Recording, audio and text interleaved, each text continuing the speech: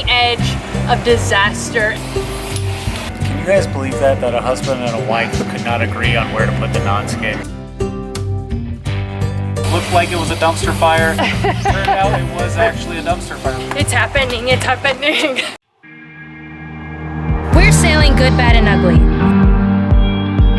3 years ago, we bought our boat off Craigslist for $5,000. I'm Kristen, and this is Matt. We are known to break the rules and do things a little less traditional.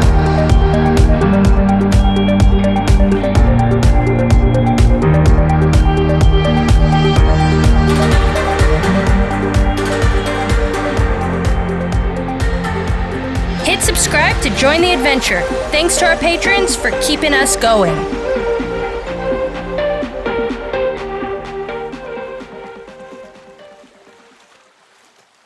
What's up, guys? Welcome back to Sailing GBU.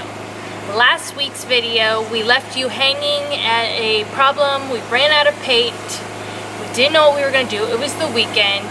We're on limited days at the marina and we didn't want to just keep adding days on. Well, we figured out the problem to that. We got someone to help us out, pick up the paint so we didn't have to get a rental car, and he's bringing it later today. But we came across a few other problems, and at this point, I'm just really thankful that we took our boat out to paint it, because any longer of being in the water without seeing all these things that we never saw before, we would have definitely sank our boat. I don't know if we would have sank the boat, but we had some contingency If we would have plans. sank the boat, it would have sank eventually. We were on the edge of disaster and no coming back. We would have had some problems. There's always a comeback, but it's we definitely were pushing it pretty far, and it's a great thing that we had the opportunity to look at this thing from this angle. So let's see the disasters that we came across.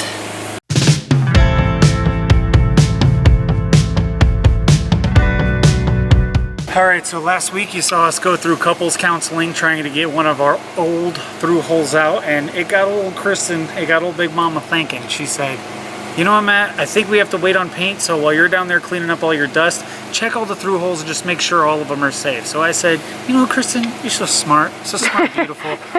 Great idea, honey. I'm sure those through holes are great. I'll go check them. So I go to check the first one, bam!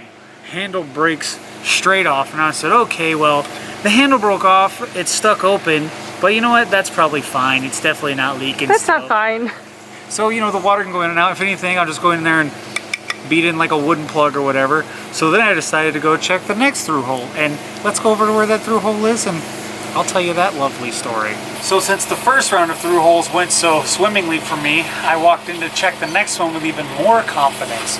And then as soon as I saw this one had a plastic fitting sticking out of it, I said, uh-oh, that ain't good. This one's suspect. So I greased it up with some WD-40 and some chain lock lubricant, and then I gave that about 30 minutes, and I went to turn the handle and crack, straight off, and then the little through hole fitting here literally slid all the way out to the floor, and I was looking out through the bob and I was like, dang, dog. Yeah, so we almost sunk our boat. That's a hole going straight into the bottom of our boat. Yeah, it would have been a little hole, but this one's small enough you could stick your finger in it and we'd be fine. You're gonna get a little seasick down there. But yeah, so after that one broke, I went to check the other one and it was just seized. And I said, you know what, I'm just gonna take everything off, and I ended up replacing 3 through holes, and those are not fun purchases, but you know what can you do? It's good to know that they're all new now. It's good to know that we saved our boat by wanting to paint it. Needing to paint the boat was like an angel on our shoulders. I guess Kristen said this boat's too ugly. I guess looks weren't deceiving in this particular case. It looked like it was a dumpster fire. Turned out it was actually a dumpster fire. We got out, you know, we fixed the cracks, fixed the holes, fixed the old through holes. So below the water line, we're looking pretty good now, and it's going to be a lot better that the through holes can function the way that they're supposed to function. All right, guys, so the paint has arrived. It's at the mainland, so we're gonna take the ferry right now from the Isleta Island and blaze on down to the mainland and go pick up our cans. It's happening, it's happening. So just a little insider info. Kristen always calls the ferry the trolley. And just to let you know what Stop making fun of me. I can never remember what it's called, and I just think of trolley. She says, we're gonna have to take the trolley, and I said, what the heck? You mean the ferry?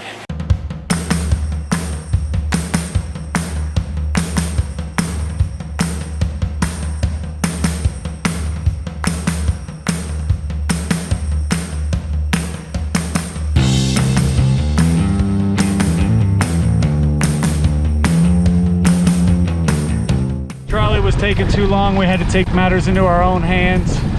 Sorry you didn't get to see the trolley firsthand. We got on and we got off. All right guys, so I'm getting my hose hooked up because we're gonna wash the entire deck to get it all free of debris and dirt and grime before we put some touch-up layers on. I want to thank my homie from SV Freo to come all the way out there. There's 3 guys that sailed this boat that they saved from the hurricanes. They pulled it out from under the water and they made it perfect. And they do some charters. They're awesome guys, and they really bailed me out by bringing the paint to me. That way I didn't have to get a rental and lose more days having to go chase down this extra paint that I needed. So those guys are awesome. People in Puerto Rico are amazing. If you ever come here, you're gonna feel the hospitality. They're pretty nice to this old gringo.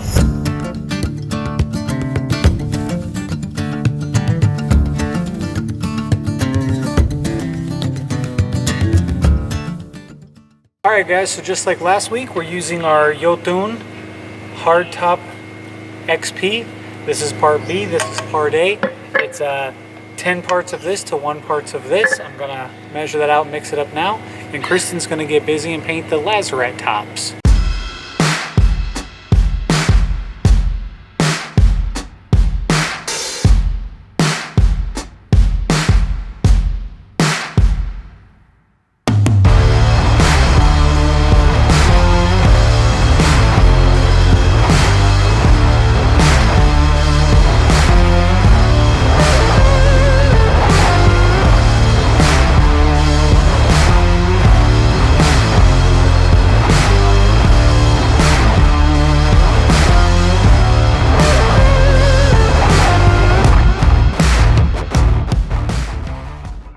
Alright guys, so it's the next morning. We didn't get many clips because we worked into the night. We used our phone flashlights, painting the whisker pole, and in the morning it looks like we did an okay job. But today, we're jumping right back in. We have to start early in the morning before the sun comes over the buildings, and we're gonna start our non-skid.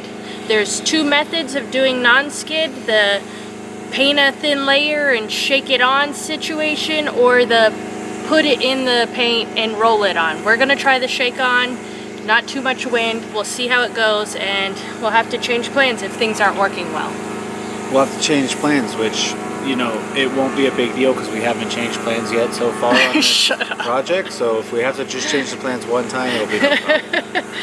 All right, let's get to go with our creaky, cracky, ripped up dead bodies.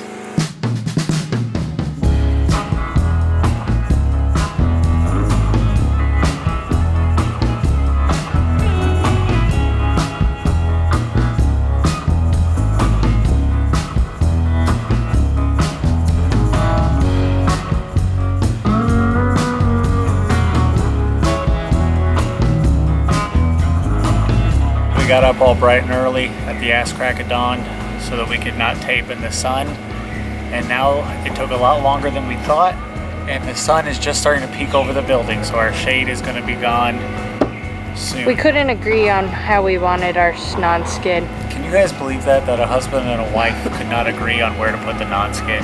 She says, I think it'll look better this way, and I say, I've had that windlass shoved up my culo a few times and it's slipping, so let's not worry about what it looks like. But you know how birds are when they build their nest.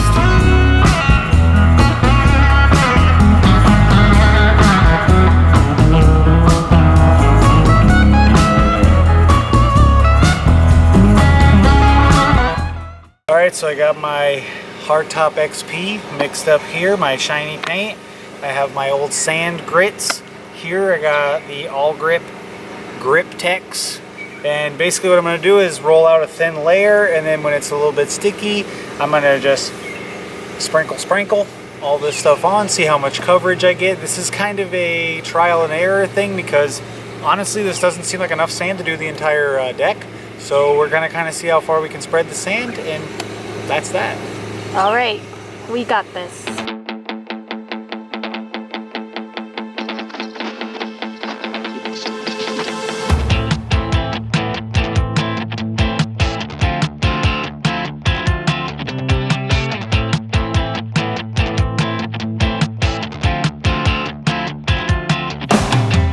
So now it's time to sprinkle. Here we go.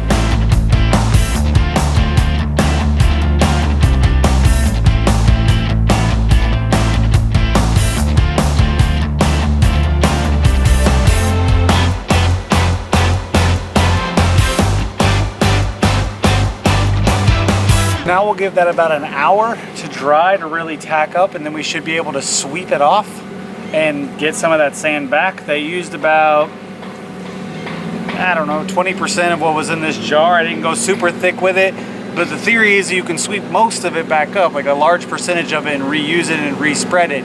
So we'll see how much the wind costs us. The wind's gonna blow a good bit of ours off this boat, I'm sure. And then we'll see when we come back. And it's not cheap either. Oh no, this stuff is outrageously expensive. Guess the price, guys. Guess the price of what a, I don't know, pint of a quart, yeah, about a liter of sand would cost you. It's definitely not gonna fill your kid's sandbox with this for sure.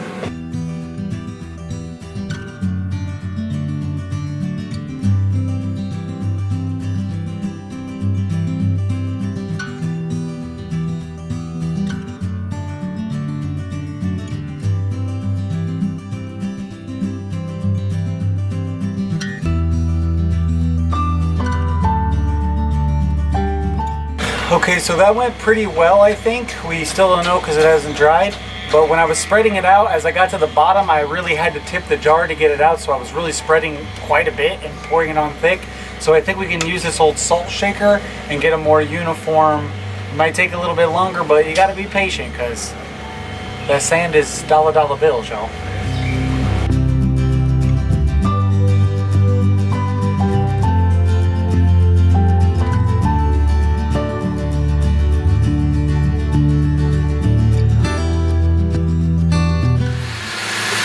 Alright guys, so we took a quick break for lunch. We hit the Skipper store, and if you were wondering before, this can of this non-skid particles is $70.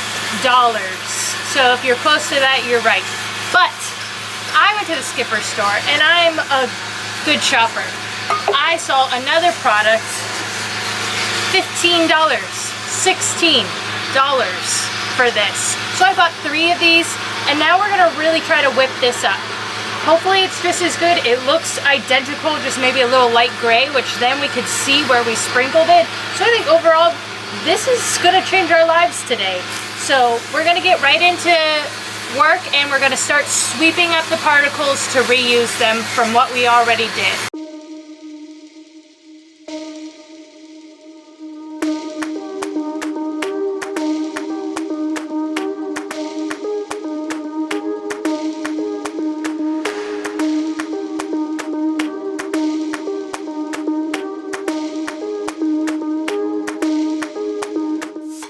Okay, so what we learned about this stuff is it seems like a really small can in a really big boat. Well, not a really big boat, but a generally big boat. And you're just like, oh, this is not enough sand. But realistically, that probably was enough sand for the entire job. But it slows you down because you can do 2 little spots and then you have to stop, sweep it all up. Wait for it to dry. Wait for it to dry. So it's going to take you 2 to 3 times as long whether you just had more sand and you could kind of burn it. But this stuff, 1, it gripped really, really well, and 2, it did spread. I mean, we got a ton back. You get like 80% back that you put on. So you get a bunch back, and now we're going to have way too much sand, but it's fine. I'm sure the boys in the yard won't mind. It seems pretty sticky. The grip seems really good, and you just spread it out. Everything seems really well covered, and I'm pretty hyped about it. But boy, oh boy, is it hot today. It is a blistering cauldron, and with that bright white, it's like you got it behind you, you got it underneath you. It's a hot one, boys, but you know what? Time is money. We ain't gonna stop. I guess we could put some long sleeves on. I have sunscreen on, even though you're not supposed to with paint, but oh well. Let's get to work.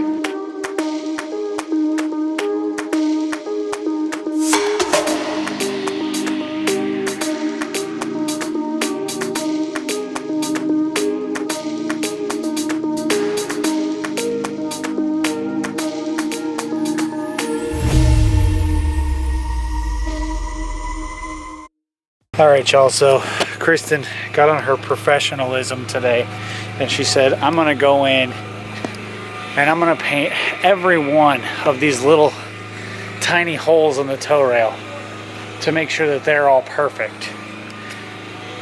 And I gotta say, I'm forever impressed with her level of perfectionism. Perfectionism, is that the word? So I just want to say to Kristen up there painting these holes, Are you making fun of me?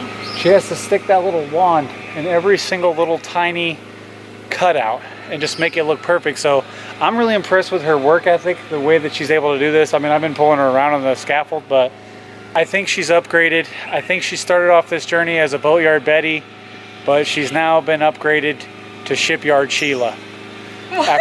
After this task, she's now shipyard Sheila. Pintura. She's Pintura Patty. Pintura is what they call the painters here, I'm guessing. So she's Pintura Patty.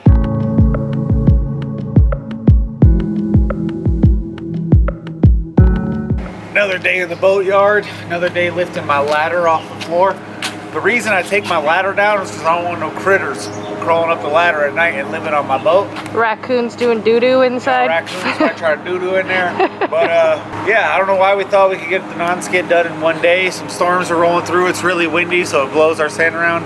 Just basically, if you come to the boatyard, just say to yourself and your lovely spouse, if you got one, yeah, it'll only take a day for this, but just plan it's going to take like at least 3 days, no matter what you do. Yep, even just painting one thing.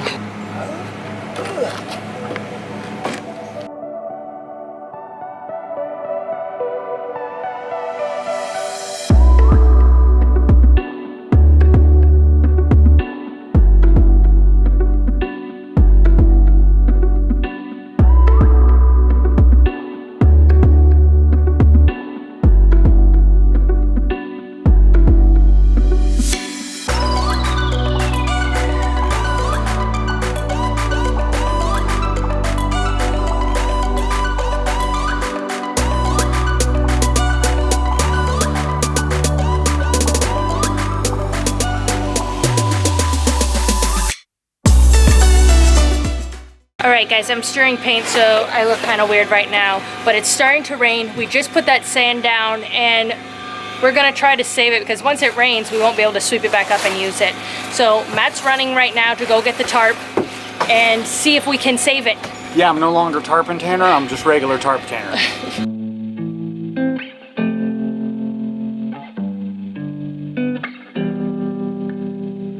We finally are done putting all of our sand down on all of our spots. It's time to start prepping the boat for the hull paint. We're going to try to tape around the tow rail and shove some paper in to keep it all the top protected, and we have to keep the bottom protected. So it's gonna be a little bit of work. Let's see if we can get this done today. And that's probably all the work we can get done today. I don't know. I'm not sure we have enough paper to do the whole boat, top and bottom. But we're getting our bottom and top prepped so that we don't get any splatters on the good deck that we just painted and sanded for what seemed like ages. All right, we gotta get going. Let's go, guys.